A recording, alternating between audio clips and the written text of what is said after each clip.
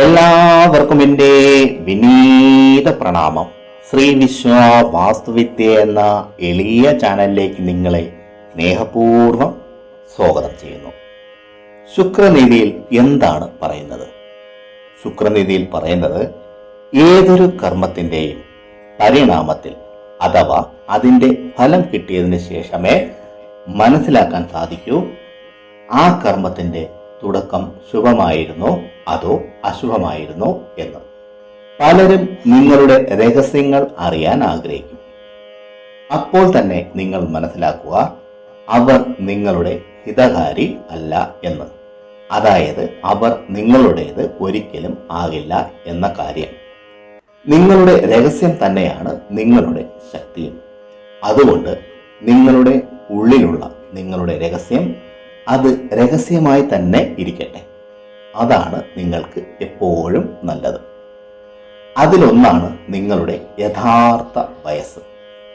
ശ്രീ ശുക്രാചാര്യൻ പറയുന്നത് നിങ്ങൾ നിങ്ങളുടെ യഥാർത്ഥ വയസ്സ് ആർക്കും പറഞ്ഞു കൊടുക്കാൻ പാടില്ല എന്ന്. വയസ്സ് അഥവാ നിങ്ങളുടെ ഇന്നുവരെയുള്ള ആയുസ് എത്രത്തോളം രഹസ്യമായി സൂക്ഷിക്കുന്നു അത്രയും നല്ലത്. നിങ്ങളുടെ യഥാർത്ഥ വയസ്സ് അറിഞ്ഞാൽ നിങ്ങളുടെ പ്രത്യക്ഷവും പരോക്ഷവുമായ ശത്രുക്കൾ നിങ്ങളെ ഏതെങ്കിലും രീതിയിൽ ഉപയോഗിക്കുകയോ അല്ലെങ്കിൽ ഹിതമല്ലാത്ത രീതിയിൽ ഏതെങ്കിലും ദോഷങ്ങൾ ചെയ്യുകയോ ആവാം. ഭൃഗു ഋഷിയുടെ പുത്രനും അസുരന്മാരുടെ ഗുരുവുമായ ശ്രീ ശുക്രാചാര്യന്റെ നീതിശാസ്ത്രത്തിലെ വാക്കുകൾ അതീവ മൂല്യവത്തതാണ്. അദ്ദേഹത്തിന്റെ നീതിശാസ്ത്രത്തിലെ ഒരു പ്രധാനപ്പെട്ട ശ്ലോകത്തെ പറയാം. ഇത് തീർച്ചയായും എല്ലാവരും അറിഞ്ഞിരിക്കേണ്ട ഒന്നാണ്, അതും ഇന്നത്തെ കാലത്ത്. ശ്ലോകം എന്താണെന്ന് നോക്കാം. ആയുർവിത്തം ഗ്രഹചിന്ദ്രം മന്ത്രമൈഥുന ഫേഷജാം ദാനമാനാപമാനം ച നൈവതാനി സുഗോപയേത്. ഈ ശ്ലോകത്തിന്റെ സാരാർത്ഥം ഇതാണ്: വയസ്സ്, ധനം, സ്വഭവനത്തിലെ രഹസ്യങ്ങൾ, അതുപോലെ കുറവുകൾ, മന്ത്രം, മൈഥുനം, ഔഷധം അഥവാ കഴിക്കുന്ന മരുന്ന്, ദാനം, മാനം, അതുപോലെ അപമാനം.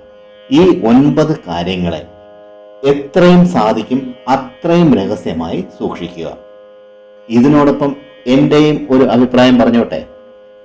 ഒരിക്കലും നിങ്ങളുടെ യോഗ്യത കുറവിനെ പറ്റിയോ അതുപോലെ നിങ്ങളുടെ പോരായ്മകളെ പറ്റിയോ മറ്റുള്ളവർ അറിയാതെ സൂക്ഷിക്കുക. ഇതും നിങ്ങൾക്ക് വലിയ അപമാനഭാരത്തെ തരുന്നതായിരിക്കും. പ്രിയരെ, ഈ അദ്ദേഹത്തിൽ പറഞ്ഞ കാര്യങ്ങൾ നിങ്ങൾക്ക് പ്രയോജനപ്പെട്ടു എന്ന് ഞാൻ വിശ്വസിക്കുന്നു. ഇഷ്ടമായെങ്കിൽ ലൈക്ക് ചെയ്ത് എന്നെ അറിയിക്കുക. നിങ്ങളുടെ ഇഷ്ടദേവന്റെ പേര് കമന്റ് ബോക്സിൽ ഒന്ന് എഴുതുക. മറ്റുള്ളവർക്ക് പ്രയോജനപ്പെടുന്ന രീതിയിൽ എന്തെങ്കിലും ഉണ്ടെങ്കിൽ ഷെയർ ചെയ്യാനും ഈ ചാനലിലെ പഴയ വീഡിയോകളും കാണുക.